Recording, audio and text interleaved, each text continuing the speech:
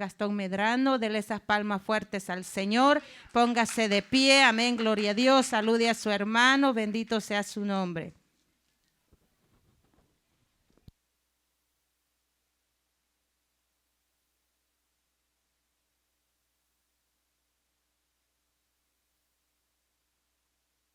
Aleluya. ¿Quién vive, hermanos? Vamos a ver si se pueden venir las personas que están atrás un poquito más al frente. Por favor, en el nombre de Jesús. Hoy vamos a hablar acerca de un tema muy importante, que es la prensa y la agonía en el Getsemaní, cuando Jesús iba a tomar un punto muy importante para nuestra salvación.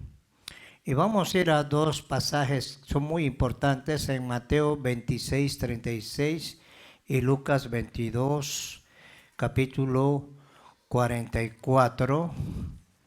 Vamos a ver primero en Mateo y después nos vamos a Lucas. ¿Cuántos están contentos? ¿Cuántos están contentos, hermanos? Hay que estar alegre, pues, si Cristo para eso nos salvó, para que estemos contentos, alegres, para que Dios se glorifique en nuestras vidas. Él nos hizo libre a cada uno de nosotros. ¿A cuántos los hizo libre el Señor? ¿A cuántos los hizo libres?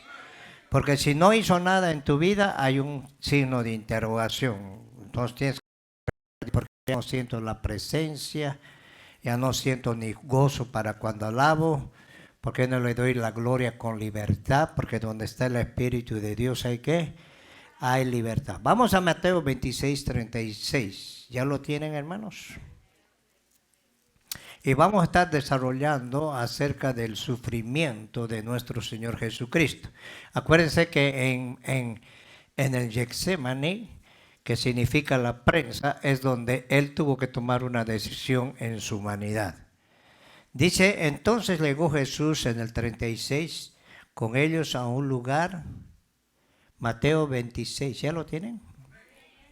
A un lugar que se llama Getsemaní y dijo a sus discípulos, sentaos aquí, entre tanto que yo voy allí y oro. Si vamos a Lucas capítulo 22, 44... Y dice, y estando en agonía, oraba más intensamente. Y era su sudor como grandes gotas de sangre que caían hasta la tierra. ¿Cuántos quieren orar? Vamos a orar. Acuérdense que tienes que valorar, por favor, le voy a pedir atención a todas las jovencitas que han estado cantando aquí. Quiero atención a la palabra. A todos también, porque hemos venido a aprender acá. Aquí no venimos a perder el tiempo, venimos a darle gloria al Rey. ¿Cuántos lo creen? Aquí el Señor nos ha ministrado a través de su Espíritu, y si tienes el Espíritu, también el Espíritu te enseña a poner oídos. Y la fe viene por el oír, ¿y qué? ¿Oír qué? La palabra. Y cada vez que nosotros hablamos la palabra, estamos profetizando. Y el Señor dijo, claro, oíd a vuestros profetas. Porque cada vez que hablo la Biblia, estamos hablando lo que Jesús ya hizo en el Getsemaní. Y eso tenemos que aprender a valorar lo que Cristo ha hecho en nuestras vidas. Hay mucha gente que no valora lo que Jesús hizo, por eso su vida no se mantiene firme. Y yo les entiendo porque ignoran la palabra de Dios. No les interesa la palabra. Si no nos interesa la palabra, estamos en un problema con Dios. ¿Ok? Padre, te damos gracias en esta tarde. Te bendecimos. Ya has preparado el pueblo, Padre Celestial, para que escuche tu palabra. Abre sus oídos espirituales para que ellos puedan oír esta palabra. Y esta palabra caiga en una tierra fértil y dé frutos 100, 60 y 30%. Bendícete a tu palabra, Padre Celestial, porque la palabra viene con bendición. Mientras se habla tu palabra, haya liberaciones, sanidades, abre los ojos espirituales, abre los oídos espirituales, y que yo pueda exponer este tema, Señor, con libertad. Porque donde está tu espíritu hay libertad. Bendice a mis hermanas que nos visitan en esta tarde, que ellas se vayan también contentas, alegres. Padre Celestial, gracias Padre, te pedimos en el nombre de tu Hijo amado Jesús y bajo la dirección de tu Espíritu Santo. Pueden tomar asiento. Le damos gracias también. Vamos a estar orando por mi hermana también, Jennifer. Yo sé que es un tiempo difícil, pero Dios está con nosotros. ¿Ok? Vamos a hablar acerca de la prensa de la agonía en Getsemaní. Al otro lado del torrente de Cedrón, el valle está localizado entre la zona oriental de la ciudad de Jerusalén y a la ladera occidental del Monte de los Olivos. Está localizado Getsemaní.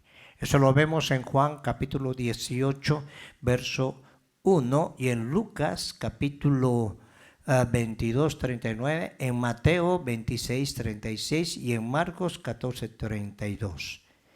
Allí es la falda del Monte de los Olivos, próximo a la iglesia que hay de las naciones. Hay una iglesia en las naciones y hay un huerto del jardín donde hay 8 envejecidos olivos que tienen que tienen más o menos 2000 años de edad. Estos olivos pudieron ser testigos de la agonía experimentada por el Señor Jesucristo la noche de su entrega y arresto. Ahora, Getsemaní significa prensa de aceite. Ahí es donde sacaban el aceite, pero esto representa la prensa del aceite, el aceite. Y en los efectos allí Jesucristo experimentó en su naturaleza humana. Acuérdense que Jesús era 100% Dios y 100% humano. Una persona me dijo, ¿cómo murió Jesús? ¿Como Dios o como humano? Él entregó su vida por cada uno de nosotros, en representación de cada uno de nosotros. Nosotros merecíamos estar en esa cruz, pero Cristo se ofreció. Él dijo, a mí nadie me quita la vida, sino yo la doy y la vuelvo a recobrar. Porque él era Dios. ¿Cuántos creen que Jesús era Dios? Pero en su humanidad se hizo semejante a cada uno de nosotros. ¿Cómo Dios podía hablar al ser humano? Dios es espíritu. En la antigüedad el Señor se mostraba por medio de una nube, y cuando bajaba esa nube en el tabernáculo y hablaba con Moisés y hablaba con el pueblo, incluso en el templo, los sacerdotes no podían hablar ni moverse por la presencia de Dios. Por eso es que Dios tuvo que enviar a Jesús. En San Juan capítulo 1 dice que en el principio era el verbo, y el verbo era con Dios, y el verbo era Dios. Y por él fueron hechas todas las cosas. Sin él nada de lo que vemos, de lo que se ve, fue hecho. Él es la preeminencia a quien tenemos que darle toda la gloria. Por eso San Juan 14, 6 dice, yo soy el camino, soy la verdad y soy la vida, y nadie va a llegar al Padre. No había ningún ser humano que pudiera pagar el precio por nosotros. Los ángeles mucho menos, porque los ángeles no son redimidos. Pero no, Él tuvo que venir, tomar forma de hombre y habitó en medio de nosotros. Y dice Juan, el apóstol Juan, y vimos su gloria, la gloria del unigénito Hijo de Dios. Él es la luz que alumbra a todo el mundo. Y todo el que viene a Cristo, agarra esa luz. Ahora nosotros no somos hijos de tiniebla. Ahora, si tú eres cristiano y no te gusta la palabra, analiza tu vida. Porque la palabra es la que nos hace libres. ¿Cuántos lo creen? ¿Cuántos lo creen? Su lucha fue por la salvación del mundo y comenzó allá. Por eso ahí el pasaje de San Juan capítulo 3 dice, es un pasaje precioso, es el centro de lo que Dios hizo a través de su Hijo. De tal manera amó Dios al mundo que envió a su Hijo unigénito para que todo aquel, escúchenme, aquel que en él crea no se pierda, mas tenga vida eterna. El que no cree y es condenado. Ahora nosotros venimos bajo condenación, bajo la genealogía de Adán. Todos venimos en condenación. Pero el que tiene a Cristo y cree en Cristo ha sido libre de la condenación. Por eso en Romanos capítulo 8 dice que no hay ninguna condenación para los que están en Cristo Jesús. Porque hay una ley espiritual que nos ha dado la libertad. Porque la ley que nos llevaba a la condenación, el Señor, ¿qué hizo? Lo anuló. Colosenses capítulo 2, verso 14, dice que Él anuló el acta que había en contra de nosotros. Ahora, para que Él llegara a ese punto, tenía que pasar por la prensa y ser probado. Y esa fue la prueba más grande de nuestro Señor Jesucristo. Era una noche donde había tinieblas, donde el diablo estaba haciendo fiesta, y Él tuvo que pasar todo eso por cada uno de nosotros. Cuando nosotros no conocemos la palabra, no nos interesa lo que Cristo hizo en la cruz. Seguimos viviendo una vida indiferente. Un día danzas, otro día ni danzas, un día recibes la palabra, otro día no recibes la palabra, porque no has entendido qué es lo que Cristo vino a hacer a la tierra. Dios envió lo mejor que tenía.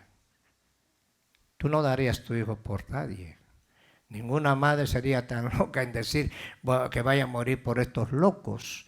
Pero Dios tuvo que tomar la decisión. ¿Para qué? Quiero que pongan atención. Para que no vayas al infierno. Ahora, en Getsemaní, Satanás trató de matar a Jesús. Esta es una de las más antiguas interpretaciones dada a la metáfora de la copa del sufrimiento. En Hebreos capítulo 5, 7, y Cristo, dice que Cristo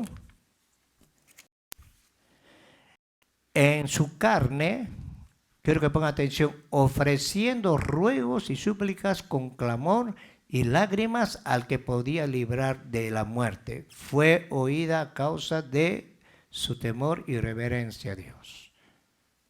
Cristo humanamente se sujetó al Padre.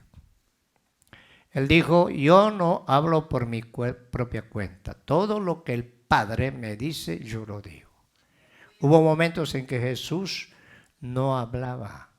Incluso Pilatos le dijo, ¿por qué no me hablas a mí? ¿No sabes que yo tengo autoridad para crucificarte y autoridad para librarte? Jesús le dijo, no tendrías ninguna autoridad si no fuera de parte de mi Padre. Cuando el Padre le decía, vas a hablar, Él hablaba. ¿Cuál era el propósito de Dios? Enviar a su Hijo amado Jesús. Es lo que tenemos que entender nosotros como iglesia. Mira, ayer estaba lleno acá porque había comida. La gente no le interesa. No seas parte de ese grupo que solamente quiere comer. Jesús le dijo al pueblo que le seguía, ustedes me siguen porque les doy de comer, porque hizo un milagro de multiplicar los 5 panes y los 2 peces. Mejor trabajen por el pan que no perece. Y Él dijo, yo soy el pan de vida. Ese pan eterno. Dale palmas al Señor. Ahora Él tuvo que humillarse delante del Padre. Tuvo que tomar el lugar de nosotros. ¿Cuántos lo creen? Dale palmas al Señor. En la versión viviente dice así. Estando todavía en la tierra con lágrimas, es una versión más clara, y agonía de espíritu, Cristo ofreció ruegos y súplicas al único que podía librarlo de la muerte prematura. El diablo quiso matarlo, pero no pudo. Había un propósito. Incluso cuando Pedro sacó la espada y le sacó la oreja a Malco, le dijo al Señor, guarda tu espada. ¿Cómo se va a cumplir la palabra de mi Padre? Él tenía que morir. Él tenía que poner su vida por nosotros. Cuando nosotros vamos conociendo la palabra, empieza a haber un temor en nosotros. ¿Sabes qué es temor? No es miedo, respeto a Dios. Y en estos últimos tiempos, la iglesia ha perdido el temor de Dios. Y cuando tú pierdes el temor de Dios, estás caminando equivocadamente. El mundo está ciego, el mundo camina a ceguera. Entendemos, porque Pablo dice que el príncipe de este mundo, Satanás, que el Señor lo reprenda, ha cegado el entendimiento para que no lleguen al conocimiento de la verdad. Pero Cristo vino a abrirnos el entendimiento a través del Espíritu Santo. Ahora, ¿cómo nosotros podemos renovar ese entendimiento? Romanos capítulo 12. Os ruego, hermanos, presenta tu cuerpo en sacrificio agradable a Dios, que es vuestro culto, ¿qué? Racional. Para que compruebes cuál es la voluntad de Dios en cada uno de nosotros. Cuando tú no conoces la voluntad de Dios en tu vida, hay un problema. Te vas a molestar si te decimos que pases más al frente. Te vas a molestar si te decimos, mi hermano, cálmese, cállese, reciba la palabra, escuche la palabra. ¿Por qué razón? Porque dice que no tenemos que conformarnos a este mundo. ¿Sabes qué es este mundo? Está desordenado. Este mundo no le interesa. No conocen a Dios. No se sujetan a la ley de Dios y no pueden hacerlo. Pero nosotros conocemos a Cristo. ¿Cuántos conocen a Cristo Jesús? Dale palmas al Señor. ¿Cuántos conocen a Cristo Jesús? ¿Ah? Ahora dice Pablo, renovémonos nuestra manera de pensar para que entendamos cuál es la voluntad de Dios. Y a través de la Escritura nosotros podemos ver cómo Dios habla en Isaías capítulo 53 acerca de los sufrimientos del Señor Jesús. 53 Isaías, los judíos no quieren agarrar ese capítulo. Ellos lo saltan. En la Torah del 52 se van directamente al 54. Porque ellos no creen en Jesús. Ahora se está levantando un grupo que está creyendo a Cristo porque ellos están entendiendo a través de la profecía todo lo que está aconteciendo y que el Mesías que ellos esperan va a venir muy pronto, pero van a ser engañados. A nosotros ya se nos reveló Cristo Jesús. ¿A cuántos se les ha revelado?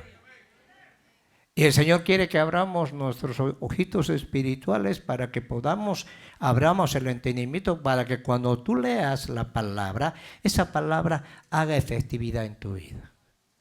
Y hay un cambio en tu vida, no seguir siendo el mismo, porque el único que se va a arruinar eres tú. Jesús dijo, conoceréis la verdad y la verdad os hará ¿qué? Ahora Cristo ofreció ruegos y súplicas. Esa expresión al que podía librar de la muerte se lee en el griego proston, dunamenon, gosein, autonek, tanatu, literalmente al que le podía salvar de la muerte. Quiero que pongan atención. Dice que Dios no escatimó a su Hijo, sino que lo entregó por nosotros.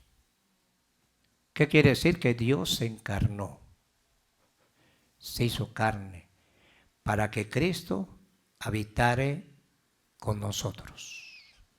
El apóstol Juan dice que vimos su gloria como la gloria del unigénito Hijo de Dios, lleno de luz. El mundo anda en tinieblas y Él vino como la luz verdadera. Dice que Él vino... La luz vino al mundo y los hombres amaron más las tinieblas porque sus obras eran malas.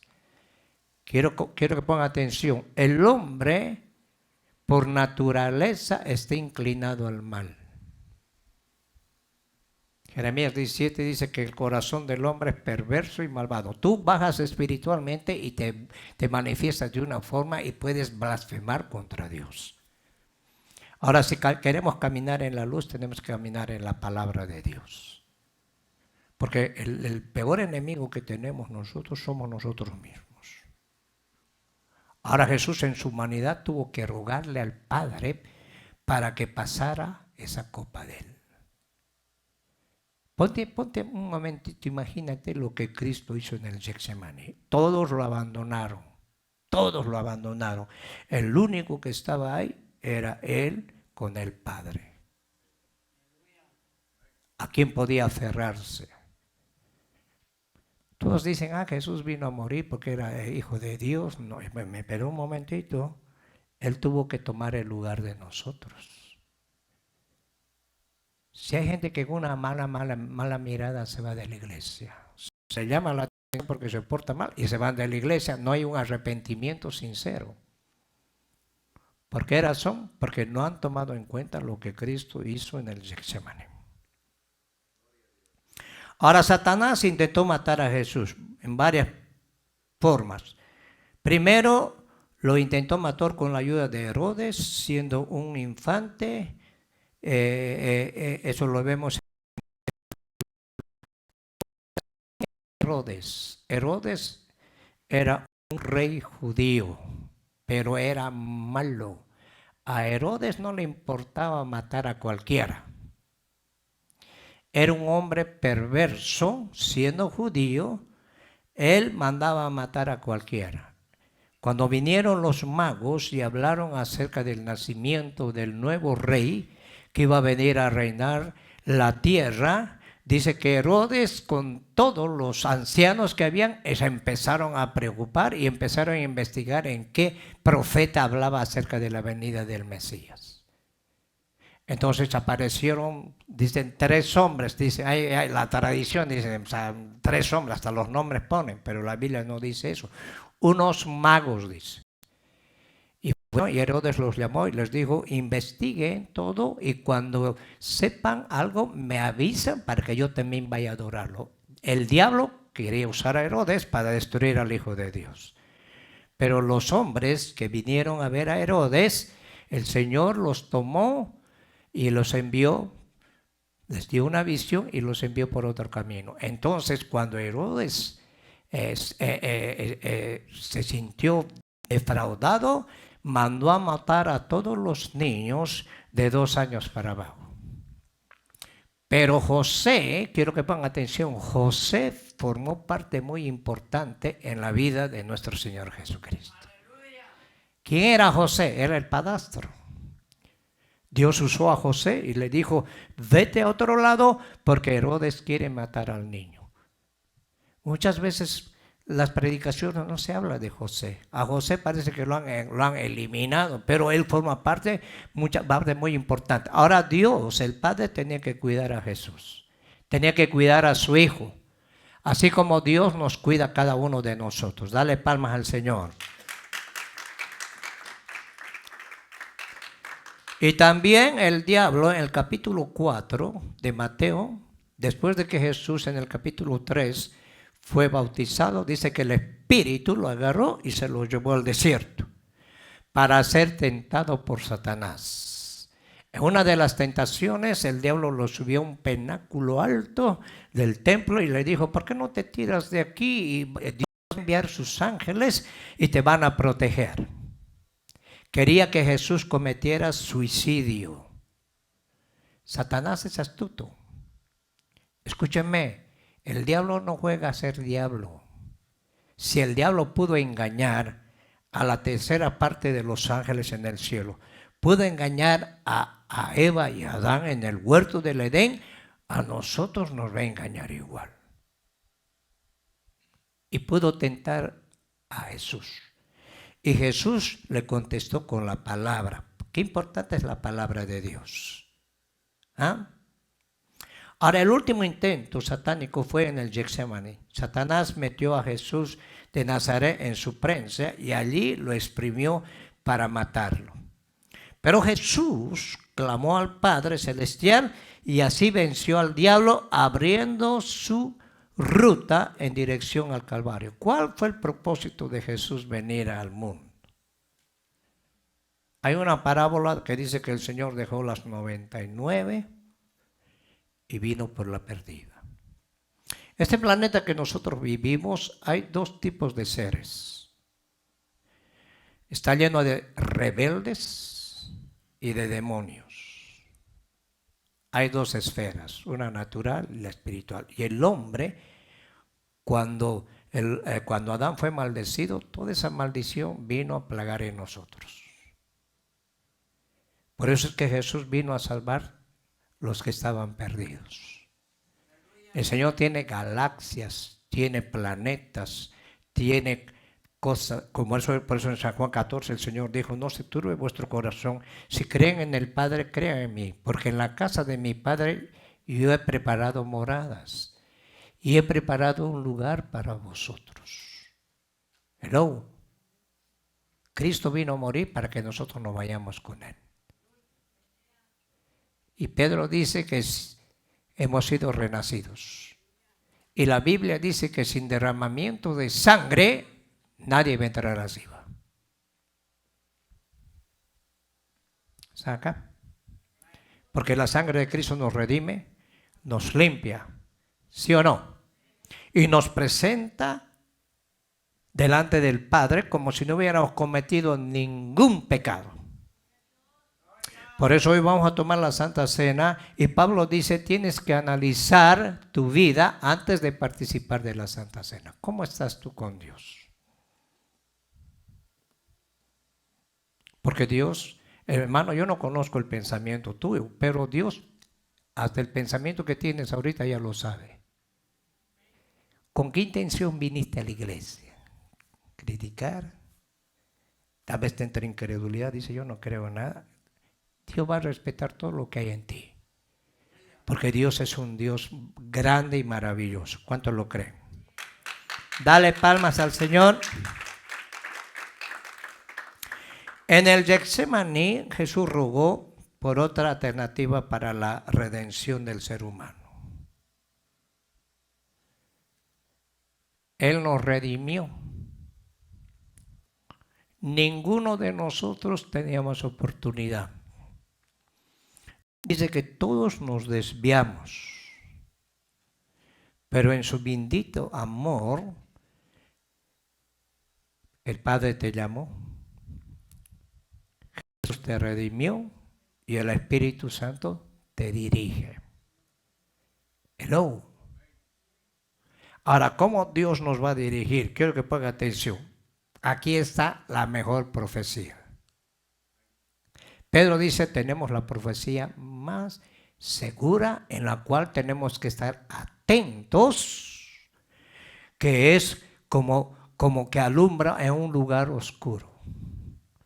Porque los profetas del Antiguo Testamento dice que fueron inspirados por Dios.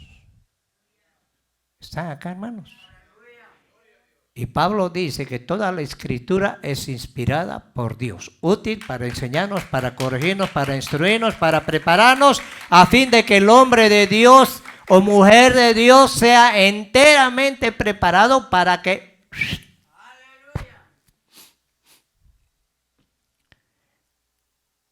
De verdad, si queremos ser libres, tenemos que tener la palabra de Dios.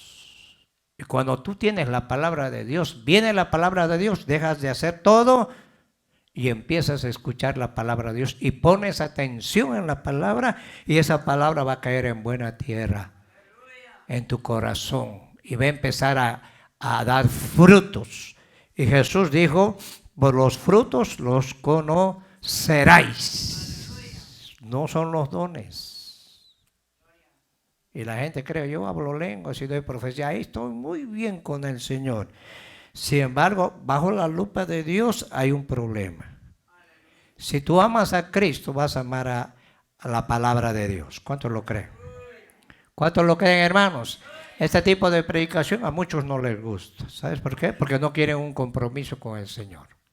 Y Jesús dijo en San Juan capítulo 15, si me amáis, vas a guardar mi palabra, vas a permanecer en mí y mi Padre te va a glorificar.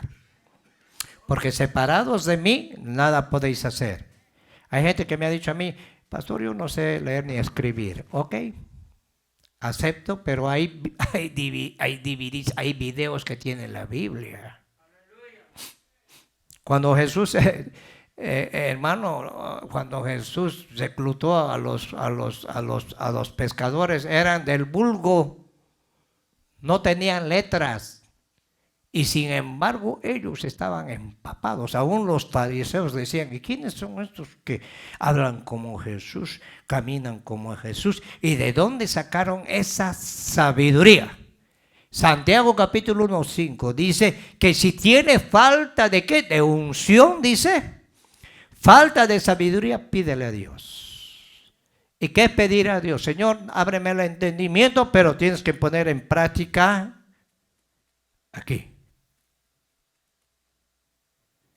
Porque va a llegar un momento en que van a quitar la Biblia.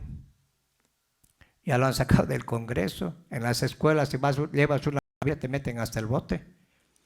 Pero si ves llevas un brujo, un libro de brujería, hechicería, santería, de pornografía, hay aceptables. ¿Por qué? Porque estamos en los últimos tiempos. Cristo ya viene pronto. ¿Cuánto creen que Cristo viene pronto?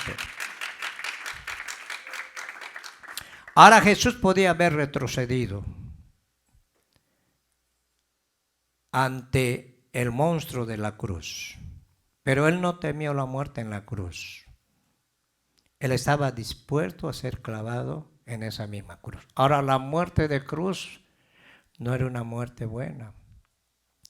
Primero los flagelaban, los colgaban, y cuando llegaba un momento, cuando ya el cuerpo del peso no resistía los clavos, se unían los pulmones y empezaban a tener calambres desde los pies hasta la cabeza. Empezaban a ahogarse con su sangre. Era la muerte más perversa en la época de los romanos.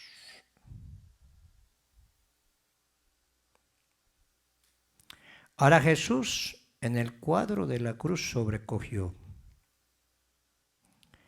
William Barclay dice, estaba en agonía. La palabra griega describe a alguien que está luchando con gran miedo, y no hay una escena como esta en toda la historia. Este es el punto culminante crucial de la vida de Jesús. Aún entonces podría haber abandonado, podría haber rechazado la cruz. La salvación de todo el mundo pendía de la balanza, mientras que el Hijo de Dios literalmente la lograba con su sudor en el Getsemaní. Ganó y él venció. Si Jesús no hubiera muerto en la cruz, no estuviéramos condenados a la eternidad en el infierno. ¿Cuántos creen en el infierno? ¿O no creen en el infierno? ¿Aquí cuántos creen en el infierno? ¿Y aquí? ¿Ah? Porque si no crees en el infierno, ¿para qué vino Jesús? Como dijo Pablo, si Jesús no resucitó, mejor comamos y bebamos y cada uno hace lo que quiere. Pero Cristo vino a morir y Él habló del infierno. Hay un infierno literal y hay un cielo literal. Dos cosas que habló Jesús. Y Él habló acerca del infierno, dio ejemplo. Algunos dicen que el infierno no existe, que todo termina en la tumba. Qué bueno, que si creen ellos, un día van a conocer el infierno cuando se mueran. ¿Están acá? Ahora, la muerte para nosotros es una bendición. Para mí al menos, no sé si para ti. Si yo me muero, me voy con Cristo, mejor me voy a una eternidad. Porque la vida del hombre son 60, 70, 80 años lleno de problemas, lleno de aflicciones. Y hoy se está poniendo la cosa peor. Entonces hay que pedir que venga de una vez el Señor Jesucristo y nos vayamos todos con el Señor. ¿Ah?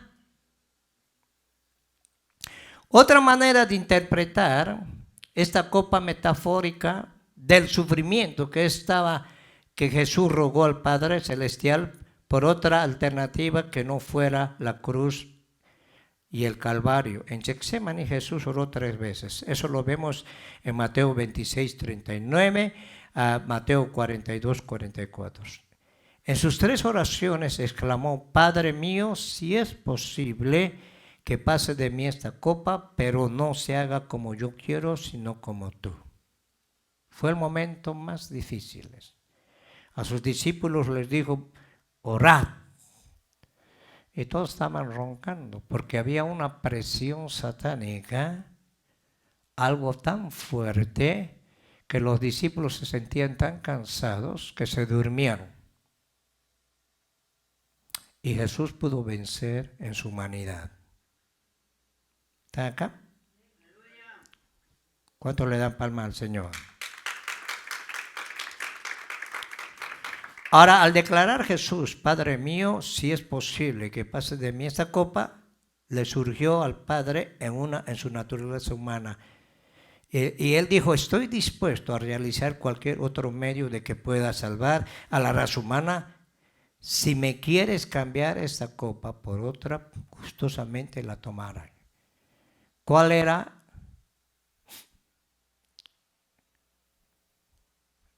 la manera de poder salvar a la humanidad? Por sangre. Vemos en el jardín del Edén, cuando Adán y Eva pecaron, ellos hicieron delantales de hojas de higo. El higo y la hoja representan la religión. Y el Señor tuvo que quitarles esa vestimenta y matar un corderito y cubrirlos. Algunos eruditos dicen que aún la sangre todavía chorreaba del cuerito que le pusieron. Ahora la sangre de Cristo es la que nos cubre a nosotros. ¿Están acá, hermanos? ¿Ah?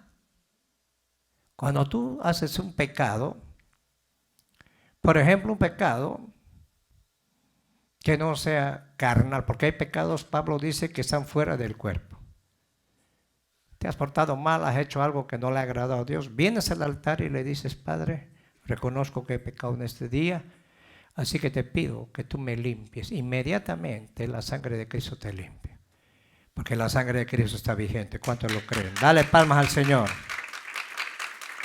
Ahora Jesús dijo, si quieres, Padre, por favor, no hay otra manera, otra forma de poder pagar el precio. Y el Padre dijo, no, lo siento mucho, pero tienes que dar tu vida por la humanidad. Era la única manera que Jesús podía salvarnos. Getsemaní, Jesús experimentó una agonía mental, emocional y física. Quiero que pongan atención. 3 cosas pasó en el Getsemaní. Mental, cuando Jesús estaba en el Getsemaní, vio a Judas vendiéndolo por 30 monedas de plata. Isaías habla acerca de cómo Jesús fue vendido. Isaías 700 años habla de su nacimiento. Isaías 53 habla de su sufrimiento. En ese momento Jesús estaba viendo a Judas como Judas, uno de los mejores amigos de Jesús, porque Judas era el mejor amigo de Jesús. Él comía del plato del Señor. Pues cuando le vino a entregar Judas, le dijo, amigo, ¿a qué vienes? Con un beso entregas al Hijo de Dios. Te voy a decir algo. Judas era el hijo de perdición.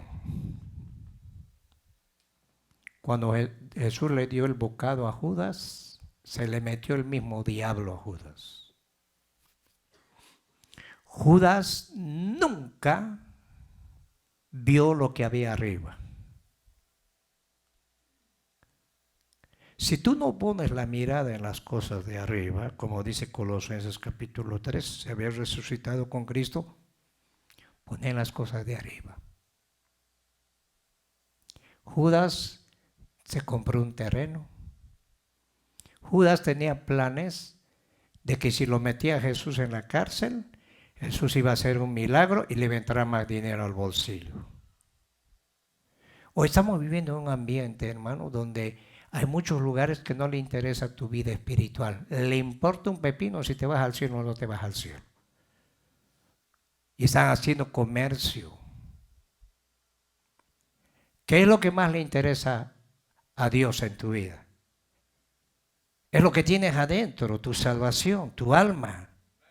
Porque nada hemos traído a este mundo y sin duda nada nos podemos llevar. ¿Qué hizo Judas? En vez de regresar y pedirle perdón al Señor, se fue a los sacerdotes y dijo, he entregado sangre inocente, y tiró las monedas, y los sacerdotes les dijeron, a nosotros qué nos importa. Y fue y se suicidó, se pegó una horcada ahí, y lo malo que se reventó la cuerda y cayó en medio de rocas y se partió por la mitad y sus entrañas salieron así.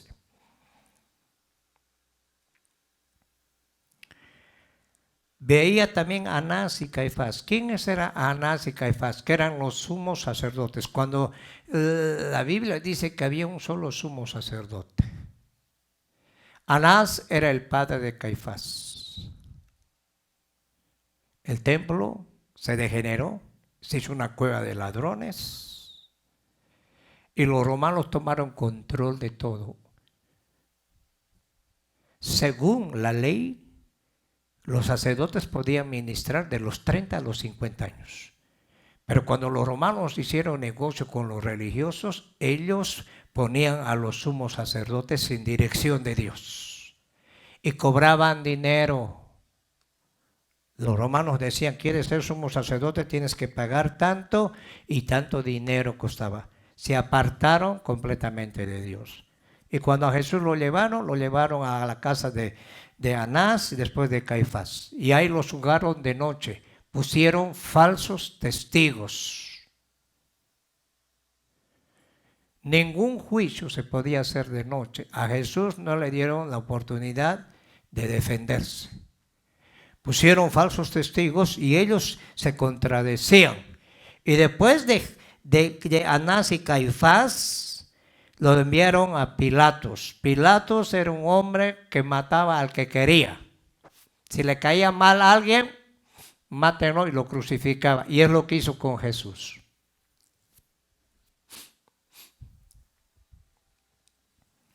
Había un complot, escúchenme. Por eso dice San Juan capítulo 1:11, vino Jesús el Mesías a lo suyo, a Israel, y los otros se mezclaron con los gentiles y lo crucificaron. Prefirieron a Barrabás. ¿Quién era Barrabás? Un celote, no un elote. Celote era un mercenario asesino. Y lo crucificaron a Cristo. ¿Y sabe qué pasó? ¿Qué hacemos con su rey? Crucifícalos. Y su sangre se venga sobre nuestra generación. Por eso el último holocausto que tuvieron los judíos fue con Hitler. Experimentaron. ¿Sabe qué hacían con las mujeres? Les abrían el vientre, embarazadas, le sacaban al niño, hacían experimentos con el niño y le metían una rata y le cosían. Y hoy viene algo más fuerte. Quiero que pongan atención. Hoy viene algo más fuerte, donde Jesús habló en Mateo 24, dijo que viene una tribulación, la cual no ha habido antes ni la habrá después. Hay de los moradores de la tierra, hay de los que se queden en la gran tribulación. Si ahorita te cuesta servir a Dios, y tú le pones, ¿sabes qué? Tú le pones al Señor lo que va a hacer Dios contigo, no Dios contigo. Hay gente que dice, yo voy a ir porque yo quiero ir este día, así que yo no voy a ir, y si Dios le parece bien, si no le parece bien, que se aguante. Escúchenme, tú tienes que entender que es Dios el que nos manda a nosotros. Hello. Tú eres guiado por el Espíritu Santo te va a llevar donde tú no quieras ir. A Pedro le dijo, antes tú hacías lo que te daba la gana, eras machetero y todo, porque era también celote. Pero cuando seas grande, otro te va a llevar donde tú no quieras. Y cuando el Espíritu trae a la iglesia, tienes que venir a adorarlo. Ahí estoy enfermo, el Señor te sana. Había una ancianita de 87 años, la ancianita ahí, ay, mi hijo, yo no puedo pararme, por favor. Y tenía su Biblia bien grande y no sabía leer, y al hermano le decía, a ver, ábremelo la Biblia. Y al año ya sabía leer mejor que yo. Pero venía la alabanza, danzaba como un venadito. Acababa la alabanza, ay, de nuevo se iba a sentar la viejita. calidad. En las vigilias no se dormía como todos acá. En la primera fila, tú te sientas atrás, vas a ver todos los problemas de las hermanas y nunca vas a crecer.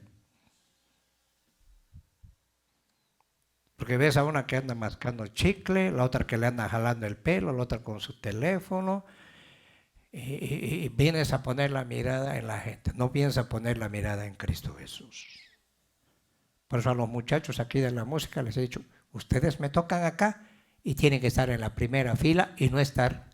Tienen que estar atentos para que la palabra de Dios caiga en tu corazón y tarde o temprano va a dar fruto. ¿Cuántos lo creen, hermanos? Dale palmas al Señor. ¿Ah? Se vio flagelado por Herodes, burlado por los soldados del pretorio. Se veía escarnecido, vituperado, veía los clavos en trío bacenar sus muñecas y sus tobillos, mentalmente. Se burlaron. Habían dos en la cruz, uno a la izquierda y el otro. Algunos dicen el ladrón bueno y el ladrón, si los dos eran ladrones, ¿cómo éramos? O sea que por bueno estaba en la cruz. Lo que pasa que él, tanto escuchar la crítica de los críticos, decían, si tú eres hijo de Dios, baja por esa cruz, para que te creamos. Salvaste a tantos y tú no te puedes ni salvar. Mire, la gente es bien cruel, hermano, cuando la gente no conoce. Y el ladrón de la derecha escuchaba eso y decía, digo él entre sí tal vez, oye, realmente sí es el Hijo de Dios.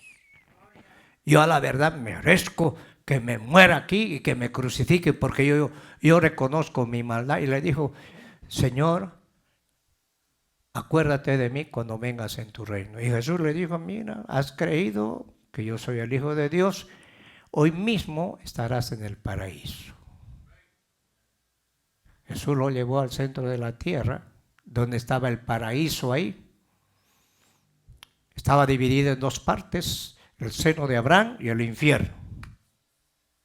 Hoy el paraíso está en el cielo, tercer cielo, donde Pablo tuvo una experiencia y dice que el Señor lo llevó hasta el tercer cielo y le mostró cosas maravillosas. Por eso Pablo decía, no sé qué hacer, hermanos, si estar con ustedes o estar en el cielo, que es muchísimo mejor, porque a Pablo lo apedrearon y lo mataron. Pero a causa de vosotros todavía tengo que estar predicando, porque les voy a decir esto, hay un ciclo de vida que el Señor te da para que trabajes en la obra.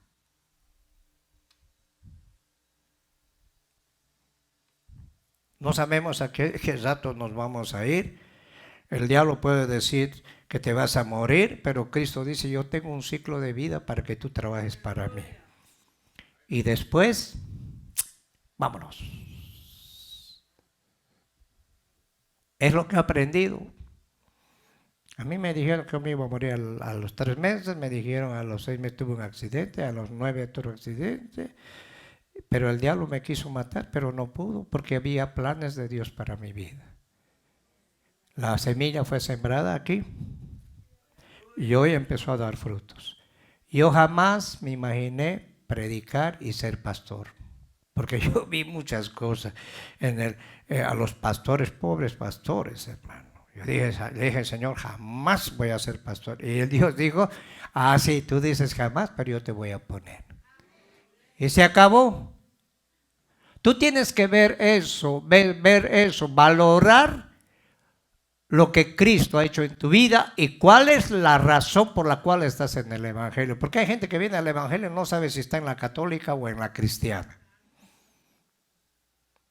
Ahora, emocionalmente comenzó a entristecerse y angustiarse en gran manera. Entonces Jesús les dijo, mi alma está muy triste hasta la muerte.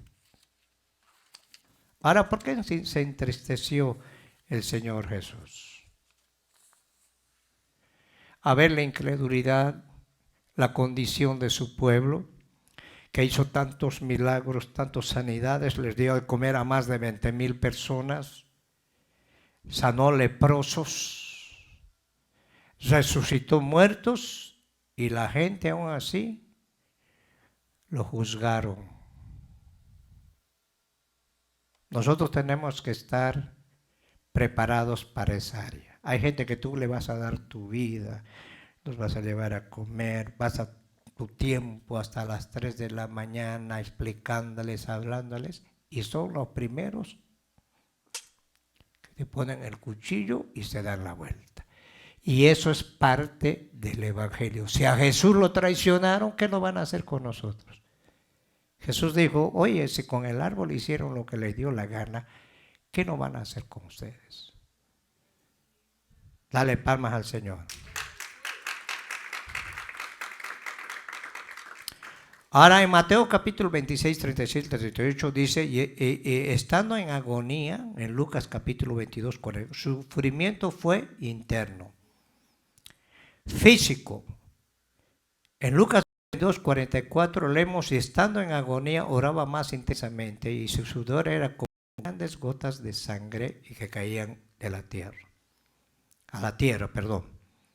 En el griego la expresión y era su sudor como grandes gotas de sangre se lee kai, la palabra kai, egeneto o hidros autou o seu, trombos, aimatos. Literalmente se hizo el sudor como una gota de sangre de esta palabra griega trombos.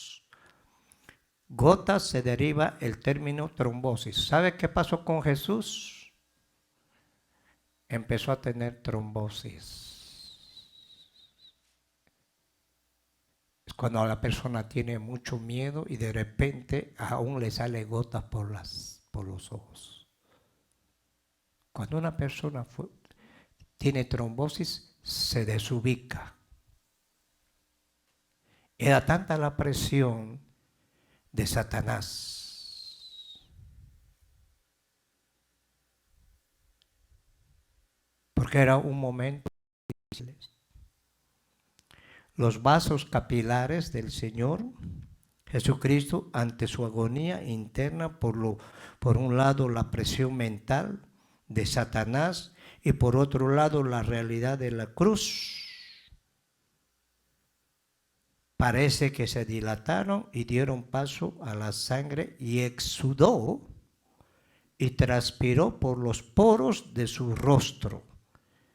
Fue tal su humano sufrimiento que un ángel en Lucas 22, 43 tuvo que ser comisionado para fortalecerlo.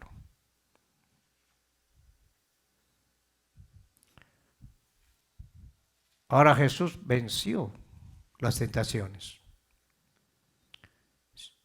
En Lucas capítulo 22, 43,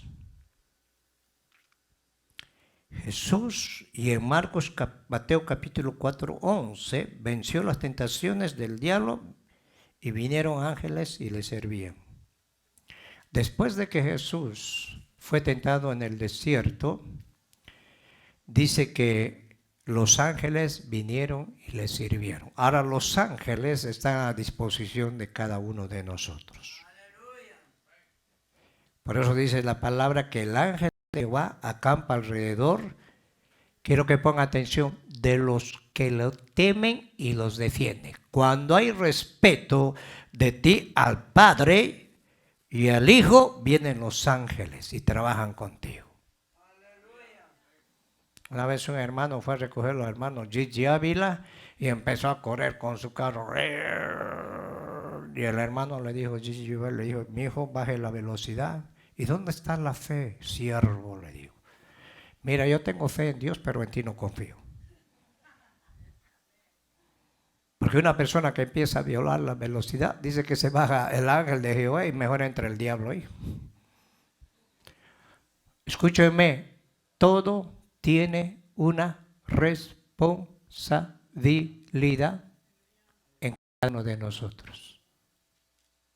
El evangelio no es venir a la iglesia, aleluya, gloria a Dios, y te vas a tu casa y te olvidas de Dios. Son principios que Dios ha establecido y el evangelio es integral en tu vida. Está integrada a tu familia, a tus hijos. Y los primeros ovejitas que tienes que tener y a los primeros que tienes que conquistar es a tus hijos. Porque de qué sirve que vayas a ganar todo el mundo y se pierda tu familia. ¿Saben acá, hermanos? Aleluya. ¿Todo tiene un orden, sí o no? Aleluya. ¿Ah? Ahora Jesús venció a Satanás, ¿dónde? En el Getsemaní, y en la cruz dijo: consumado es. Aleluya. Y cuando dijo consumado es, eso lo vemos en San Juan capítulo 19, dijo: se acabó. Porque dice que por 3 horas se nubló el cielo y había una densa tiniebla, hermano. Ahí estaban todos los demonios haciendo fiesta.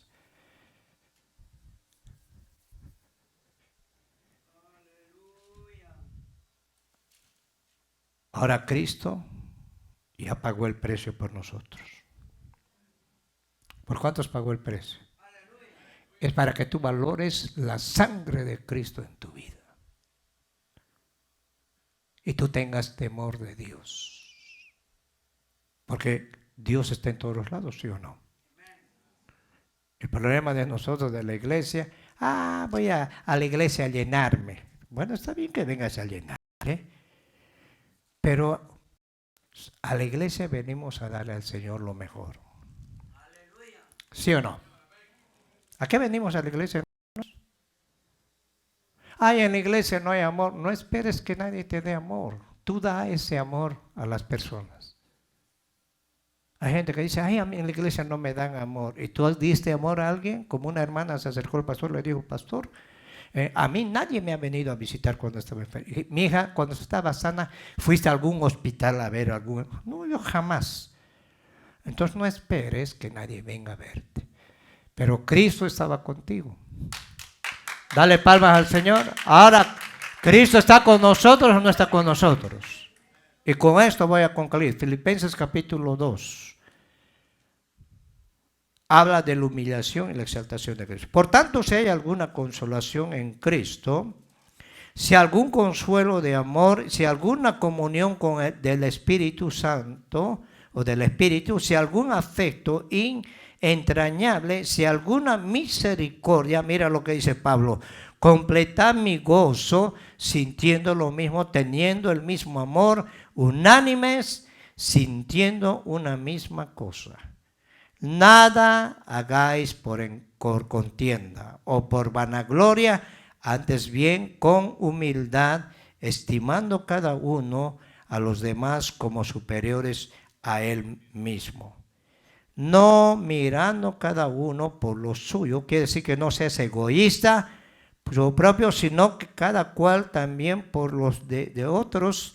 Y en el 5 dice: pues en vosotros este sentir que hubo también en Cristo Jesús, el cual siendo en forma de Dios, no estimó el ser igual a Dios como cosa que aferrarse, sino que se despojó a sí mismo, tomando forma de siervo en semejanza a los hombres. Y estando en la condición de hombre, en su humanidad, hermano, se humilló a sí mismo, haciéndose obediente hasta la muerte y muerte de cruz. Después el Padre lo glorificó. ¿Cuántos quieren ser glorificados? Tienes que humillarte. Tenemos que humillarnos.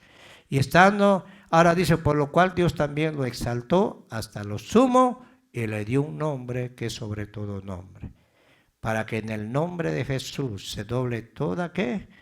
Rodilla, quiero que pongan atención, de los que están en los cielos, primero, segundo y tercer cielo, y en la tierra y en el infierno y debajo de la tierra. Los demonios van a doblar sus rodillas delante de él. Y toda lengua confiese que Jesús es el Señor, para gloria de Dios Padre. Con esto concluimos. Getsemaní es una experiencia espiritual para todos los creyentes, todos. Es un campo de batalla, y el campo de batalla la tenemos acá.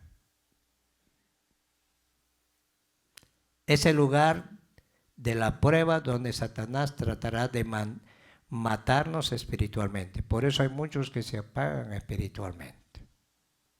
Y Jesús dijo, por causa de la maldad, el amor de muchos se va a enfriar. No dejes que tu amor por Cristo se enfríe, porque ya ganó la batalla el diablo. Y cuando tú bajas espiritualmente, lo primero que empiezas a ver, ay, esa hermanita había tenido uñas postizas, ay, aquella se tiñó el pelo, aquella parece que tiene ventiladoras en las pestañas. ¿Y a ti qué te importa? Tú vienes a adorar a Dios. Vienes a poner la mirada en Cristo, le alabas a Dios, le das libertad. Y si danzas, ¿por qué no danzas ahora? Ah, yo no danzo porque no me gusta, porque me han mirado feo y me han dicho que danzo muy feo. Aquí, ¿qué importa que te miren? Y cuando Satanás logra tomar control de tus sentimientos y de tus emociones, ¿sabes qué? Vas a vivir una vida almática. Por eso a las iglesias no les gusta que Dios les hable claro, porque como son almáticos, ay, me tiró piedras a mí. Pues ¿a quién más? Si está sentado ahí. ¿Ah? Pero cuando estás espiritualmente vas a decir, gracias Señor, qué lindo me has hablado. Me ha dolido, pero qué rico. ¿Ah? ¿Ah? Pero es también el lugar donde debemos aceptar y rendirnos completamente a la voluntad del Padre Celestial. Segunda de Crónicas 7:14. Si mi pueblo se humillara y se convirtieren de sus malos caminos, yo, dice el Señor, oiré, sanaré su tierra. ¿Sabes qué es su tierra? Tu vida. Y el Señor quiere hoy que la iglesia madure, crezca, para que se vaya con Él. Una iglesia madura. Y eso lo habla Pablo mucho. Estoy embarazado, principio, decía Pablo, hasta que la iglesia, que Cristo sea formado en vosotros. ¿Cuál era el plan de Pablo? Que la iglesia llegue a una madurez para que no sean niños fluctuantes, llevados por donde quiera, por todo tipo de doctrinas, que para engañar usan el espíritu de horror. Entonces, Pablo quiere que nosotros maduramos y crezcamos. Cierra tus ojitos ahí sentado, después vamos a entrar en la ceremonia. Cierra tus ojos, habla con Dios. Cierra.